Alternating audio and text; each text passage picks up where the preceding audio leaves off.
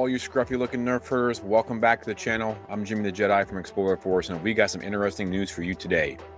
Leslye Hedlund and her series The Acolyte are back in the headlines. Leslye sat down with Adam Chitwood of TheWrap.com and had a pretty open conversation about her production company and, of course, Star Wars. I just want any new listeners to know up front that we here at ETF enjoyed The Acolyte.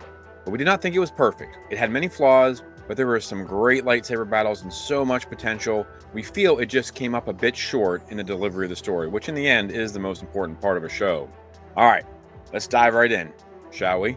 Right off the bat, she was asked, what was it like going through the ups and downs of the show and the fact that it was the first publicly canceled show on Lucasfilm? Leslye says that I also think that any gripes creatively with the show are completely valid. That's people's reaction. It's usually their reaction to their own reaction. But like I said, the show was always a risk. It's the old adage, the first one through the wall is the bloodiest. Really, the whole thing with the Acolyte was a major risk. It was a new part of the timeline. It was all new characters. It was part of the lore where you couldn't use a stormtrooper. Our references were the High Republic novels and the publishing initiative, and then the prequel specifically with the lightsabers. First off, I would like to say, as a massive High Republic fan, this show does not represent the High Republic in any real way. The only connectors from the book were Vernestra, played by Leslie's wife, and Master Yoda. They did use some of the same sabers and Jedi robes, but this show did not, I repeat, did not feel like the continuation of the High Republic. Please don't let it keep you from enjoying that amazing series of books and storytelling in the Star Wars universe. Sorry, that always gets me fired up. Vernestra in this show is not the same character from the books. Adam asked, what was the experience like for you to see the show not only get attacked, but weaponized by certain parts of the media? Her response, I was not online. However, I am a Star Wars fan, which means I've always been, since the launch of YouTube, part of the Star Wars recap criticism fandom community. These guys I've known for years and years. So when I got the information from others about what the weather report was, there was a real concern from friends of mine or coworkers of mine that saddened me. I also was like, I know who these guys are. You don't have to tell me who's talking about it or how bad it is online. I know exactly who they are. I supported them on Patreon. We know from interviews and talking with a few people that were around Hedlund a lot during the creation of the show that she's a die-hard Star Wars fan and whose knowledge of legends and canon is impressive.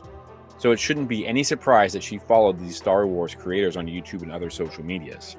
She continues, there are some of them that I respect, and there are some of them that I think are absolutely snake oil salesmen, just opportunists. Then, of course, there are the fascists and racists. So it runs a gamut. It isn't just one thing or another. So I think that if you're part of a fandom, you understand the genre and the tone of particular channels and creators. She is dead on here. I myself got sucked into the hate channels when I first started looking for Star Wars online 10-15 years ago. These larger channels are the ones that pop up into your feed, and they get the first crack at trying to convince you that Star Wars is bad. Fortunately, they weren't able to Jedi mind trick me for long. Leslye goes on to talk about how much money is being made by the big-time YouTubers and how Lucasfilm is interpreting those channels, content, and views. She says, but it revealed to me that there is a misunderstanding between the studios and that engagement.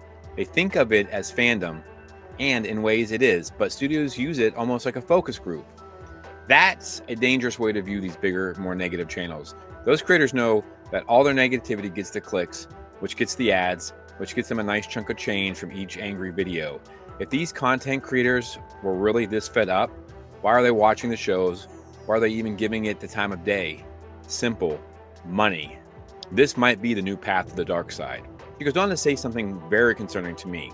It made me start to think, rather than these fans are toxic or this thing is being mean to me, it made me think more that the content being made about Star Wars will ultimately be more culturally impactful than actual Star Wars. I believe we're headed into that space. I have to say, the younger generation does seem to be influenced by their favorite streamers and influencers. Could she be right? Some of the largest channels have been leading the hate campaign against Disney Star Wars since its onset. And those are the videos that get pushed into your feeds by the algorithm. Adam goes on to ask Leslye a few more Acolyte-focused questions, the next one being, was the cancellation decision shocking to you? Did they explain why? Was it viewership or creative? She says, it was kind of both. I was not surprised by it. I think I was surprised at the swiftness of it and the publicness of it. I was surprised by how it was handled, but once I was getting particular phone calls about the reaction and the criticism and the viewership, I felt like, okay, the writing's on the wall for sure. I feel like for a launch of a first season show that was trying different things, I think it could have been worth it to allow the audiences it was meant for to find it.